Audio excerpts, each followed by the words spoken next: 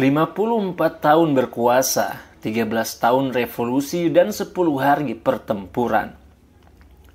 Ingat angka-angka ini baik-baik, karena Suriah tidak lagi menjadi Suriah milik Assad. Bashar Assad sudah bukan lagi presiden, dan segalanya di Suriah telah berubah dalam satu malam yang tak seperti malam lainnya. Inilah cerita 24 jam terakhir dari era kekuasaan keluarga Assad. Kamu bisa menginjak bunga, tetapi tidak bisa menghentikan datangnya musim semi.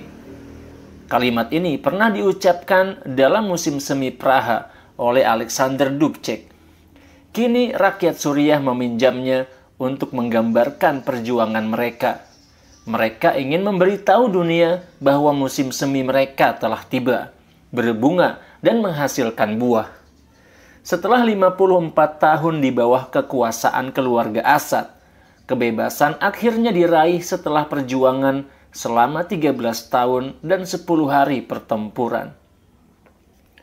Mari kita urutkan kisah ini dari awal hingga akhir. Namun jangan takut, kita akan membuat video ini sesingkat mungkin sehingga Anda tidak bosan menontonnya. Mari kita mulai. Awal era Assad. Pada 16 November 1970, Menteri Pertahanan Suriah saat itu, Hafiz Assad, melakukan kudeta terhadap rekan-rekannya di Partai Ba'ath, termasuk Presiden Nuruddin Al-Atassi dan Perdana Menteri Salah Jadid. Kudeta ini disebut sebagai gerakan koreksi. Hafiz yang berasal dari minoritas Alawi membangun kekuasaannya dengan memperkuat posisinya melalui tentara yang lebih loyal pada keluarga Assad daripada negara. Di bawah kekuasaan Hafiz, Suriah menjadi Suriah Assad. Salah satu tragedi besar terjadi pada tahun 1982 di kota Hamah. Ketika warga kota itu memberontak, Hafiz dan saudaranya Rifat memimpin operasi militer yang berujung pada pembantaian. Diperkirakan puluhan ribu orang tewas atau hilang. Pesannya jelas, siapapun yang melawan akan menghadapi konsekuensi yang mematikan. Era Bashar Assad. Ketika Hafiz Assad meninggal pada tahun 2000, putranya Bashar menggantikannya. Saat itu Bashar bahkan belum memenuhi syarat usia untuk menjadi presiden, karena usianya masih 34 tahun. Sedangkan untuk menjadi presiden, minimal harus berusia 40 tahun. Namun parlemen Suriah mengubah konstitusi hanya dalam 5 menit untuk memungkinkan Bashar mengambil alih kekuasaan. Meski awal pemerintahannya tampak stabil, suara-suara oposisi seperti deklarasi Damaskus mulai muncul.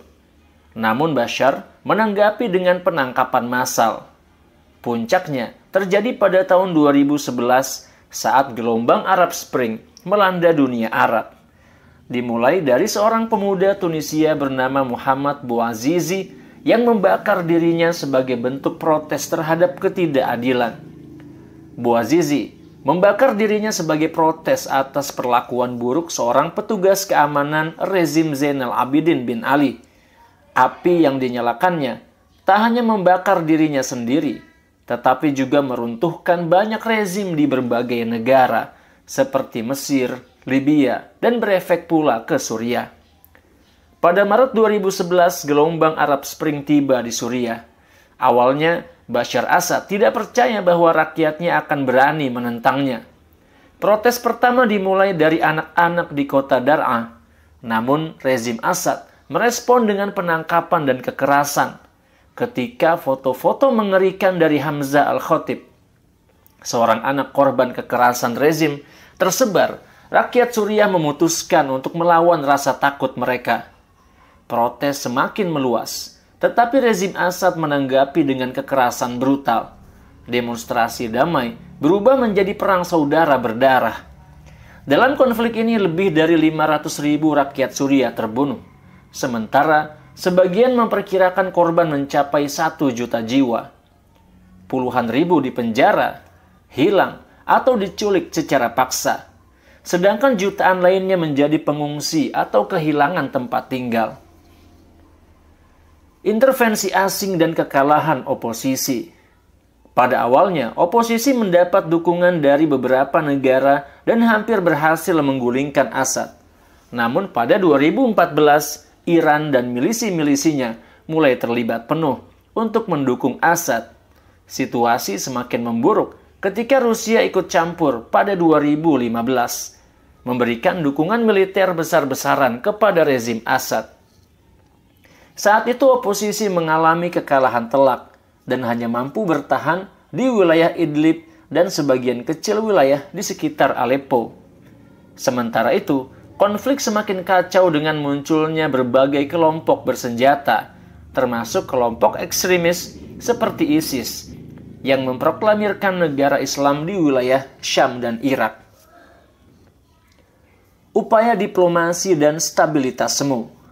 Pada 2017, melalui perundingan Astana yang melibatkan Turki, Rusia, dan Iran, disepakati pengurangan eskalasi konflik.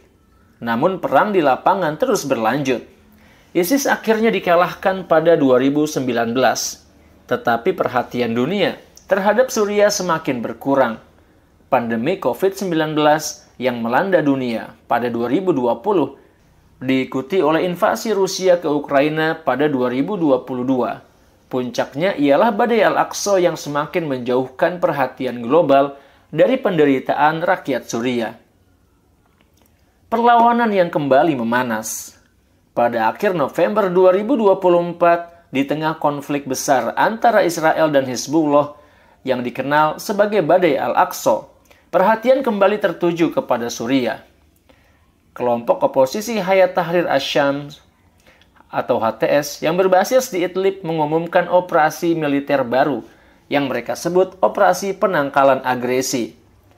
Awalnya banyak yang menganggap hanya sebagai bentrokan kecil biasa, namun itu menjadi tanda bahwa perlawanan di Suriah belum sepenuhnya padam. Kejatuhan rezim Assad. Banyak yang mengira pertempuran antara oposisi dan rezim Bashar Assad hanya akan berakhir dengan bentrokan kecil seperti sebelumnya.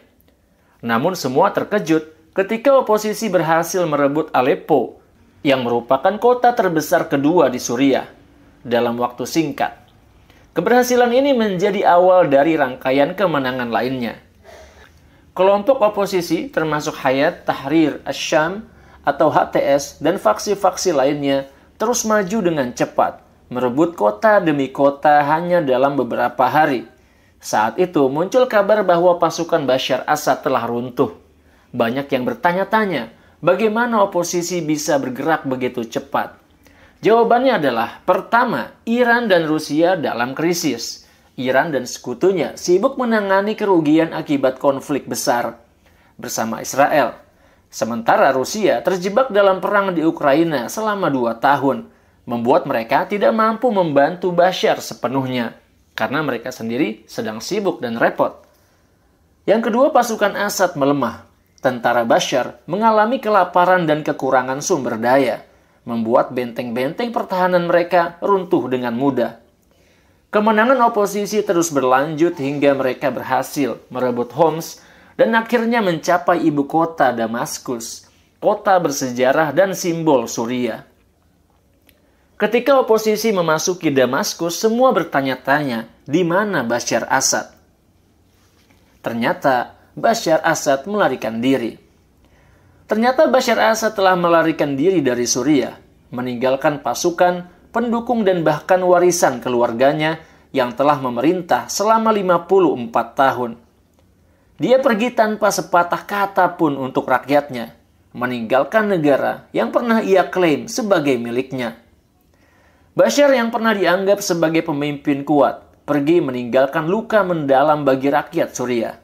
Anak-anak yang dulu diusir dari rumah mereka, kini kembali sebagai pejuang yang merebut kota-kota mereka.